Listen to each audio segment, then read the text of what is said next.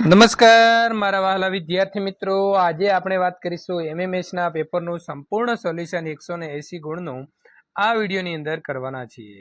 પ્રથમ વાત કરીશું વિભાગીય માનસિક ક્ષમતા કસોટી, જેની અંદર 1 થી 10 પ્રશ્નોની અંદર ચોક્કસ નિયમ અનુસાર અંક શ્રેણી ગોઠવવામાં આવેલી છે અને એમાં એક અંક અહીં ખૂટે છે, બરાબર છે. તો ખૂટતા અંકના સ્થાને પ્રશ્નાર્થ ચિહ્ન આપેલું છે અને એમાંથી તમારે સાચો વિકલ્પ પસંદ કરી અને લખવાનો છે. તો વિદ્યાર્થી મિત્રો, પેલું છે અહીં 4, 9, 19, 34, બરાબર. ત્યાર પછી આગળ શું આવશે? તો 54 આવશે. 7, 14, 42, 168 અને પછી પ્રશ્નાર્થ છે, તો એની જગ્યાએ શું આવશે? 840 આવશે. નંબર 3, 34, 33, 29, 20. તો અહીં શ્રેણી ધીમે ધીમે વિદ્યાર્થી મિત્રો જે છે તે શું છે? પાછી આવી રહી છે, બરાબર છે. 4 અને એની પહેલા શું આવશે? તો 4 આવશે.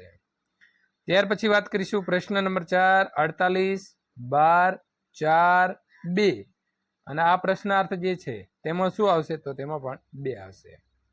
3, 10, 45, 220, ત્યારબાદ 1055. 4, 7, 25, 10, 20, 16 અને 19. તો સાચો જવાબ શું આવશે? ખાલી જગ્યા છે ત્યાં 13 આવશે. 83, 73, 93, 63, ખાલી જગ્યા 93 અને 43. તો 7 ની અંદર સાચો જવાબ આવે છે 53. પ્રશ્ન નંબર 8, 11, 12, 13, 15, ખાલી જગ્યા અને 17. તો જવાબ શું આવશે? 14. 140, 68, 32, 14. તો ખાલી જગ્યા 9 ની અંદર શું આવશે? 5 આવશે. 4, 27, 16, 125, 36. તો અહીં ખાલી જગ્યા છે, તો ખાલી જગ્યાની અંદર શું આવશે? 343. તો વિદ્યાર્થી મિત્રો, આ જે પ્રશ્નપત્ર છે તે 2021-22 ની અંદર પૂછાયેલું ખાસ મોસ્ટ આઈએમપી પ્રશ્ન છે, ખાસ તૈયાર કરી દેવું. અહીં આપેલી જે આકૃતિ છે એની અંદર વધુમાં વધુ કેટલા ત્રિકોણો છે, તો ખાસ આનું સૂત્ર તૈયાર કરી દેવું તો જ તમને આવડશે. અહીં જે પ્રશ્ન નંબર 11 છે આની અંદર 41 જે ત્રિકોણો છે, પ્રશ્ન નંબર 12 ની અંદર 27 ત્રિકોણો છે અને પ્રશ્ન નંબર 13 ની વાત કરીએ તો 40 કરતા પણ વધારે જે છે તે આમાં આપણને ત્રિકોણ જોવા મળે છે. પ્રશ્ન નંબર 14 ની વાત કરીએ તો 14 ની અંદર 4 જે છે તે ત્રિકોણ આવેલા છે. નીચે 2 આકૃતિ આપેલી છે અને તે 2 પૈકી કઈ આકૃતિની અંદર વધારે ત્રિકોણ જે છે તે જોવા મળશે? તો આકૃતિ 2 ની અંદર જે છે તે વધારે ત્રિકોણ જોવા મળશે. પ્રશ્ન નંબર 16, નીચે આપેલી આકૃતિમાં વધુમાં વધુ કેટલા ચોરસ જે છે તે મળી શકે? તો 30. અને આની અંદર ચોરસની વાત કરીએ તો એની અંદર આવશે 26 જેટલા ચોરસ જે છે તે આપણને મળે છે. પ્રશ્ન નંબર 18, નીચે આપેલી આકૃતિમાં વધુમાં વધુ કેટલા લંબચોરસ મળશે? તો લંબચોરસ આની અંદર 168 મળશે. અહીં લંબચોરસની વાત કરીએ તો 19 ની અંદર 191 આવશે. નીચે આપેલી આકૃતિમાં વધુમાં વધુ કેટલા લંબચોરસ મળે કે જે ચોરસ ન હોય? તો શું આવશે? 26 આવશે. ત્યારબાદ આગળ વાત કરીશું. અહીં આપણે એબીસીડી પ્રમાણે વિદ્યાર્થી મિત્રો આપેલા શબ્દ જે છે એ શબ્દને ગોઠવવાના છે. તો પ્રથમ જોઈએ પ્રશ્ન નંબર 21, પેઇન્ટર આપ્યું છે, બરાબર છે. તો જો આને આપણે ગોઠવીએ તો પેલો એ જે છે ઓપ્શન AENPRRT જે છે તે આવશે. મેંગો છે તો 22 ની અંદર AGMNO આ પ્રકારે બને છે. હાઉસ છે તો 23 ની અંદર વિદ્યાર્થી મિત્રો EHOSU બનશે. ફેબ્રિક્સ છે તો 24 ની અંદર આવી રીતે ABCFIRS પ્રમાણે બનશે. ફેસ્ટિવલ છે તો 25 ની અંદર AEFILSTV આ પ્રકારે બનશે. હવે આપણે 26 થી 30 પ્રશ્નો આપ્યા છે, તેમાં ગુજરાતી મૂળાક્ષરોને નીચે મુજબના અંકમાં દર્શાવીને સાચા વિકલ્પમાં લખો.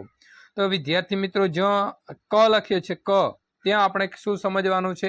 1, ગ તો 2, 6 તો 3, ત તો 4, ન તો 5, ર તો 6 અને સ તો 7. હવે અહીં સરવાળો કરવાનો છે તો 6 તો આપણે 3 મૂકીશું, બરાબર છે. ગ છે તો 2 મૂકીશું, ન છે તો 5 મૂકીશું, કસરતનો ક છે તો આવશે 1, ત્યાર પછી સ ના આવશે 7, ર છે તો ર ના આવશે 6, ત ના આવશે 4, ક ના આવશે 1 અને ર જે છે તેના આવશે 6. હવે આ બધાનો આપણે સરવાળો કરવાનો છે. શું કરવાનો છે? સરવાળો કરવાનો છે. તો સાચો જવાબ અહીં આવે છે વિદ્યાર્થી મિત્રો 26માં સી 35 સરવાળો થાય છે. તરસમાંથી રસને જો આપણે બાદબાકી કરીએ તો એવી રીતે અહીં અંક જે છે તનો જે લીધેલો છે તે લખી દેવો પડે તો જ આપણો જવાબ જે છે તે સાચો બને. તો અહીં 400 આવે છે. ર અને સ વડે બનતી જે સંખ્યા છે એ સંખ્યા બનાવીએ તો કઈ સંખ્યા બને છે? તો આ ત ગ જે છે તે બને છે. સફરજન શબ્દ માટે કયો અંક સંકેત યોગ્ય ગણાય છે? બરાબર છે, તો આવશે 7, 8, 6, 9, 5. નીચેના પૈકી કયું વિધાન જે છે તે સાચું છે? તો સરક ઓછા તરસ બરાબર 294 છે, એ સાચું છે. પ્રશ્ન નંબર 31 થી 35માં 4 આપણને અહીં આકૃતિઓ આપી છે અને એમાંથી 3 આકૃતિ કરતા એક આકૃતિ જુદી પડે છે. તો કઈ આકૃતિ જુદી પડે છે? તો પ્રશ્ન નંબર 31 ની વાત કરીએ તો વિદ્યાર્થી મિત્રો અહીં કે અને ઈ આ બંને જે છે બંને આકૃતિઓ અહીં અલગ પડે છે.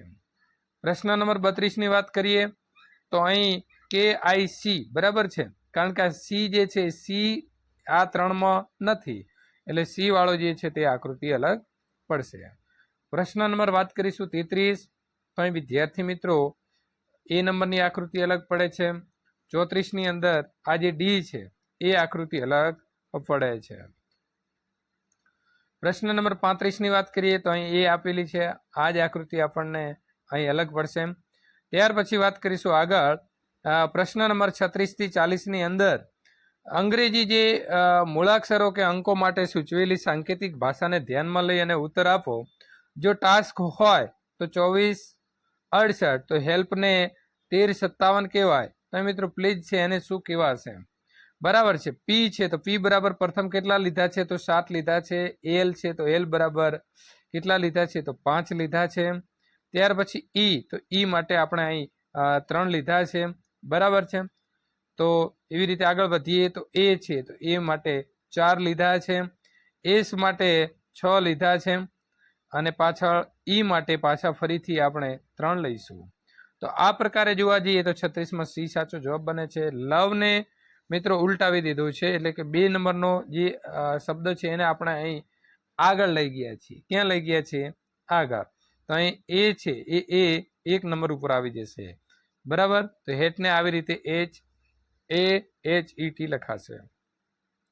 રાજને જો TDN લખાય તો DDX જે છે એ કોને લખાશે?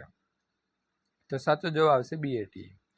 એપલ બરાબર 250 હોય તો ગ્રેપ બરાબર જે છે તે વિદ્યાર્થી મિત્રો કેટલા બનશે? તો 235. પ્રશ્ન નંબર 40 ની વાત કરીશું. જો હેન્ડ બરાબર 81,144 તો હાર્ટ બરાબર જે છે તે કેટલા બનશે? તો 81,184 બનશે. કયો વિકલ્પ જે છે તે અલગ પડે છે? તો વિદ્યાર્થી મિત્રો અહીં ગ અલગ પડશે, બરાબર છે.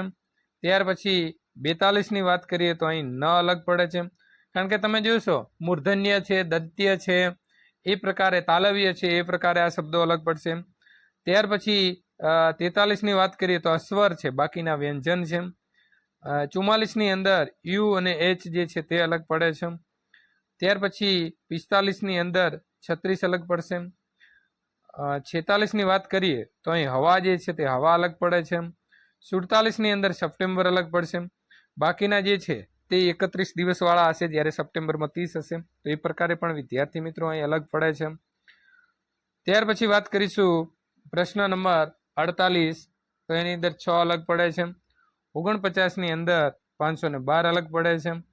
50 ની અંદર વાત કરીએ તો અહીં નિબંધ અલગ પડે છે, કારણ કે ગઝલ, સોનેટ અને હાઇકુ એ સાહિત્ય પ્રકાર છે. હવે અરીસો આપેલો છે. અરીસો કઈ બાજુ છે? તો વિદ્યાર્થી મિત્રો આ બાજુ આપેલો છે, બરાબર છે.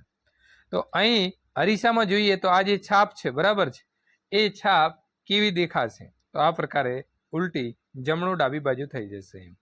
52 ની વાત કરીએ તો આ પ્રકારે દેખાશે. 53 ની વાત કરીએ તો 53 પણ આ પ્રકારે દેખાશે.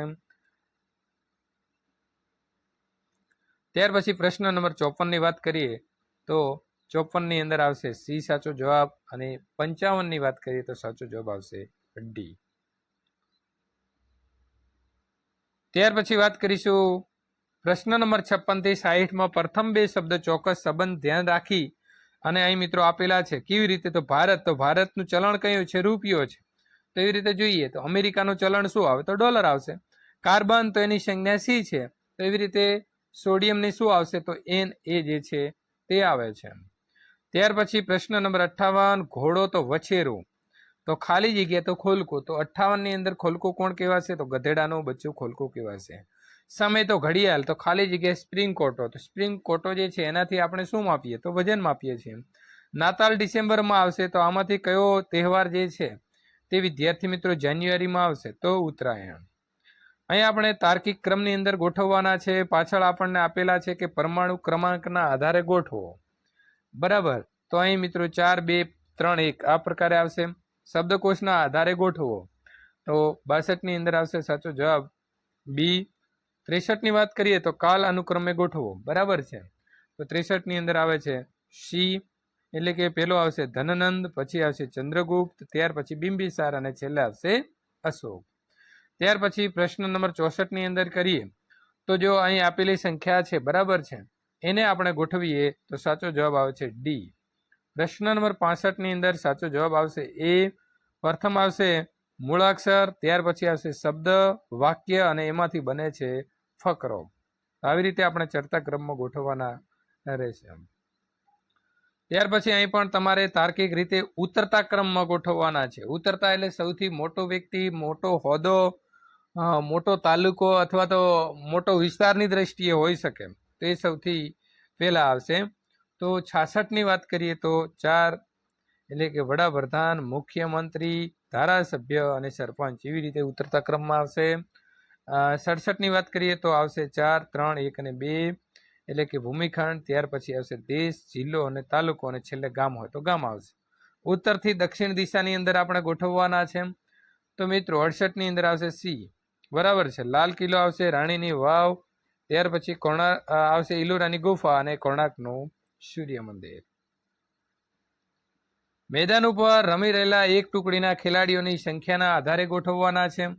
તો આવશે 2 3 1 4. સૌથી નાની અવિભાજ્ય સંખ્યા, સૌથી નાની અવિભાજ્ય સંખ્યા, વિભાજ્ય સંખ્યા, તટસ્થ ગુણાકાર સંખ્યા અને બાદબાકી માટેની તટસ્થ સંખ્યા. તો 70 ની અંદર સાચો જવાબ આવે છે ડી. હવે વિદ્યાર્થી મિત્રો અહીં આપણે ખાસ સમજવાનું છે, જો આ તમારે અહીં ફરજિયાત લખવું પડે, સરવાળાને બાદબાકી, બાદબાકીને ગુણાકાર, ગુણાકારને ભાગાકાર અને ભાગાકારને જે છે તે સરવાળો ગણતા. તો એ પ્રથમ જુઓ, પ્રથમ શું છે, ભાગાકાર છે, તો ભાગાકાર નહીં પણ આપણે ત્યાં સરવાળો કરી દેવો પડશે. ગુણાકાર છે તો ગુણાકારની જગ્યાએ આપણે ભાગાકાર કરવો પડશે. સરવાળો છે એની જગ્યાએ બાદબાકી કરવી પડશે અને બાદબાકી છે ત્યાં ગુણાકાર. આ પ્રકારે પેન્સિલથી લખી દો. બરાબર છે, તો પહેલામાં સાચો જવાબ આવે છે 2. 72 ની વાત કરીએ તો આવશે બી. 73 ની વાત કરીએ તો સાચો જવાબ આવશે સી. 74 ની અંદર સાચો જવાબ આવશે સી. 75 ની વાત કરીએ તો 75 માં સાચો જવાબ આવે છે એ. ત્યાર પછી અહીં દિવસો ખાસ તૈયાર તમારે કરી દેવાના છે. પ્રશ્ન નંબર 76, જો માર્ચ મહિનાની 12મી તારીખે શુક્રવાર હોય તો નવેમ્બર મહિનાની અંદર કયો વાર 5 વાર આવે છે? તો બરાબર, તો 76 ની અંદર આવશે ડી, સોમવાર 5 આવશે. જો 25 એપ્રિલના રોજ શુક્રવાર હોય તો 18 એપ્રિલના રોજ કયો વાર જે છે તે વાર થશે? તો શુક્રવાર. જો 3 દિવસ પહેલા શનિવાર હોય તો 3 દિવસ પછી જે છે તે કયો વાર આવશે? તો શુક્રવાર. ક્રિસે તેના મામાના પિતાની એકમાત્ર પુત્રીની પુત્રી નેત્રા છે, તો એ નેત્રાને ક્રિસ શું થશે? તો શું થશે? તેનો ભાઈ થશે.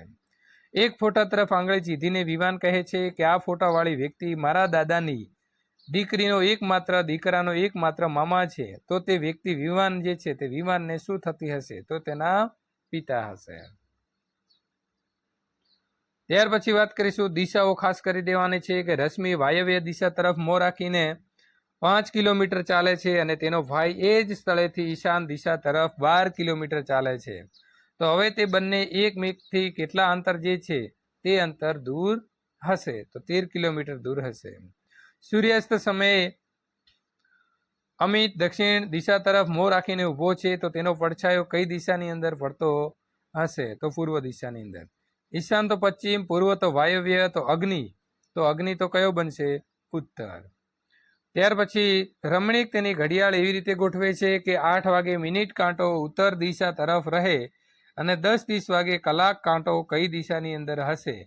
તો વિદ્યાર્થી મિત્રો સાચો જવાબ અહીં આવે છે વાયવ્ય. ત્યારબાદ આગળ વાત કરીશું પ્રશ્ન નંબર 85. અર્થ અને ઈશાની હાલની ઉંમરનો સરવાળો 17 વર્ષ છે, તો 13 વર્ષ પછી બંનેની ઉંમરનો સરવાળો જે છે એ સરવાળો કેટલો થશે? તો 43 વર્ષ. નમીરાના જન્મ સમયે તેની અને તેના પિતાની ઉંમરનો સરવાળો 25 વર્ષ હતો. જો હાલમાં તે બંનેની ઉંમરનો સરવાળો 41 વર્ષ હોય તો નમીરાની હાલની ઉંમર જે છે તે કેટલી થશે? તો 8 વર્ષ. એક હરોળમાં ડાબી બાજુથી ગણતા મયુર ત્રીજા સ્થાને અને જમણી બાજુથી ગણતા જયદીપ ત્રીજા સ્થાને છે, તો બંને પાસ પાસે હોય તો હરોળની અંદર ઓછામાં ઓછી કેટલી વ્યક્તિઓ હશે? તો 4 હશે. પ્રશ્ન નંબર મિત્રો 88. માઇકલ એક સીધી હરોળની અંદર ડાબી બાજુથી ગણતા 14મા અને જમણી બાજુથી ગણતા 7મા સ્થાને છે, તો તે હરોળમાં કુલ કેટલા વિદ્યાર્થીઓ હશે? તો 20 હશે. જેનિશા કરતા જીયાન મોટો છે, હિરવા કરતા હિયાન મોટો છે અને હિયાન કરતા જેનિશા મોટી છે, તો સૌથી મોટું જે છે તે કોણ હશે? જીયાન. 2 સિક્કા ઉછાળતા ઓછામાં ઓછી એક સિક્કા ઉપર છાપ મળે તેની સંભાવના જે છે તે કેટલી હશે? તો 3/4. તો વિદ્યાર્થી મિત્રો ત્યાર પછી શાળાકીય યોગ્યતા કસોટી જોવા માંગો છો તો અહીં આપેલી એન્ડ સ્ક્રીન ઉપર ક્લિક કરીને મેળવી શકશો.